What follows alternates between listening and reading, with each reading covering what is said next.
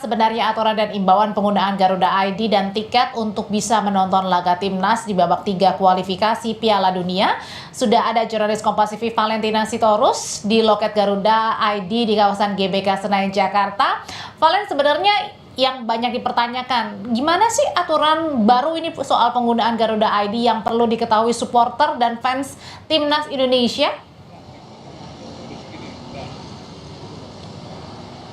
Iya, Audrey dan juga saudara, sebenarnya ini menjadi hal yang baru ya untuk kita semua, bahwa memang jelang laga Timnas Indonesia melawan Jepang di lanjutan babak kualifikasi Piala Dunia 2026 zona Asia yang nantinya akan digelar pada 15 November 2024. Ini merupakan improvisasi dari PSSI terutama dalam hal pembelian tiket. Nah, pembelian tiket ini menjadi wajib untuk menyertakan identitas yang sesuai dengan akun yang memang didaftarkan lewat Garuda ID.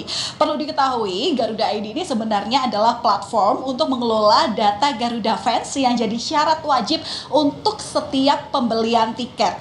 Cara ini patut diapresiasi sebenarnya karena ini menjadi langkah PSSI terutama dalam meminimalisasi adanya calo di segala pertandingan yang selalu digelar di Indonesia. Utamanya yang paling dekat dengan kita adalah Stadion Utama Gelora Bung Karno Jakarta. Karena kita tahu ya, dengan adanya calo ini sebenarnya merugikan para supporter yang ingin mendukung Timnas Indonesia begitu, karena ya dia bisa dibilang menghabiskan kuota tiket yang biasanya kita rebutkan lewat war tiket begitu ya, kemudian juga menjual tiket tersebut dengan harga yang fantastis di luar nalar, bahkan angkanya kadang bisa 2 kali lipat lebih mahal dibandingkan harga yang memang pertamanya memang dipromosikan oleh PSSI itu sendiri. Nah, kemudian yang jadi pertanyaan selanjutnya adalah sebenarnya seperti apa hubungan Garuda ID, pendaftaran Garuda ID dengan pembelian tiket itu. Nah, perlu diketahui bahwa sebenarnya untuk pembelian tiket ini berbeda jalur ketika para supporter ini mendaftarkan identitasnya sebagai Garuda fans lewat platform Garuda ID. Nah, pembelian tiket sendiri ini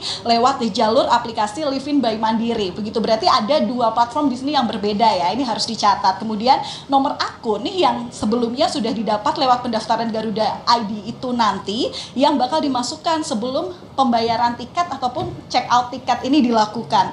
Kemudian yang jadi rancu ini adalah pernyataan PSSI yang sebelumnya menyampaikan kalau satu akun Garuda ID itu dapat digunakan 1 kali transaksi dengan pembelian tiket maksimal 4 biji, tapi di masing-masing tiket itu harus menyertakan akun dari Garuda ID masing-masing yang bakal menonton di stadion. Ini yang kemudian jadi rancu. Satu akun bisa beli 4 tiket, tapi kok ID-nya harus beda. Ini yang langsung saya tanyakan saja kepada kru dari Garuda ID yang sudah ada di samping saya. Ada Mas Rival di sini. Halo, selamat sore. Halo.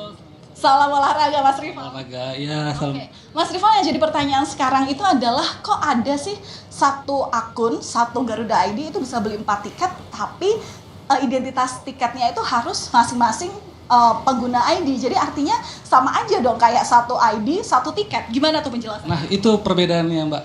Dan untuk pembelian tiket itu memang wajib menggunakan ID-nya masing-masing ya, Mbak ya. Dan by aplikasinya saja yang berbeda gitu. Jadi tetap setiap pembelian tiket di aplikasi itu maksimal belinya 4 orang. Nah, tapi menggunakan ID-nya masing-masing seperti itu. Untuk meminimalisirkan pecaloan gitu ya, Mbak ya. Seperti itu fungsinya Garuda ID. Jadi sama aja ya kalau misalnya kita beli satu akun 4 tiket, sama aja bisa calo ya, karena identitasnya itu benar-benar nggak terorganisir sama PSSI. Tapi pertanyaan selanjutnya adalah, kan saya tuh lihat ketika nonton Timnas Indonesia bertanding itu ada juga anak-anak yang nonton. Artinya ketika mendaftarkan Garuda ID yang harus menggunakan KTP, anak-anak di bawah 17 tahun ini kan belum punya KTP. Nah, gimana itu solusinya? Nah, kalau untuk sekarang kan pemerintah udah punya KIA, yaitu Kartu Identitas Anak ya. Nah, di situ kita bisa mendaftarkan menggunakan itu. Gitu. Makanya tadi ada 4 tiket yang bisa dibeli, itu biasanya kan kebanyakan rata-rata penonton bolanya itu satu keluarga gitu. Biar memudahkan aksesnya untuk beli tiket langsung gitu. Biasanya kan kalau anak kecil suka susah ya untuk belinya. Makanya dari situ Mandiri Livin kebetulan dia bisa mengakses pembeliannya 4 tiket seperti itu. Ini juga sebagai solusi terutama curhatan dari penonton ataupun Garuda fans itu yang kadang mengeluhkan aduh susah nih untuk login masuk ke website beli tiket gitu ya. Berarti sekali login bisa 4 tiket cuma emang identitasnya berbeda. Satu lagi pertanyaan, ada keluhan di media sosial kalau untuk mendaftar Garuda ID itu susah karena untuk mendapatkan akun terverifikasi itu bisa sampai 1 kali 24 jam. Nah, gimana nih menjawab keluhan ini? Nah, untuk itu sendiri biasanya permasalahan itu juga ada juga di sini. Nah, makanya dari kita di sini juga bisa membantu untuk pendaftaran juga di sini. Nah, biasanya kalau misalkan yang daftar di rumah itu boleh diperhatikan foto KTP dan foto identitasnya sendiri itu harus sesuai gitu, tidak menggunakan aksesoris dan apapun gitu. Terus kalau daftar di sini emang ini booth-nya dibuka sampai kapan, Mas? Kalau di sini di GPK ini sampai tanggal 19 November ya, dan kita juga di sini ada dapat merchandise seperti ini Mbak, ada shawl, ada ikat kepala, gelang dan ada stiker gitu. Yeah. Thank you Mas Rival, semoga nanti makin banyak yang daftar di sini ya. Ya itu saudara, memang kemudahan ketika kita mendaftar lewat Garuda ID. Semoga memang ini menjadi tanggung jawab PSSI juga. Karena dengan sudah mendaftarkan Garuda ID, artinya masyarakat Indonesia atau Garuda fans itu sudah mempercayakan data diri mereka agar sebagaimana semestinya dikelola dengan baik supaya tidak merugikan kita semua yang memang ingin menonton timnas dalam bertanding di SUGBK. Kembali ke Anda, Audrey. Melaporkan langsung dari Gelora Bung Karno, Valentina Sitorus, jurnalis Kompas TV yang memaparkan bagaimana aturan baru untuk pembelian tiket untuk menonton di Gelora Bung Karno, Jakarta. Terima kasih laporannya.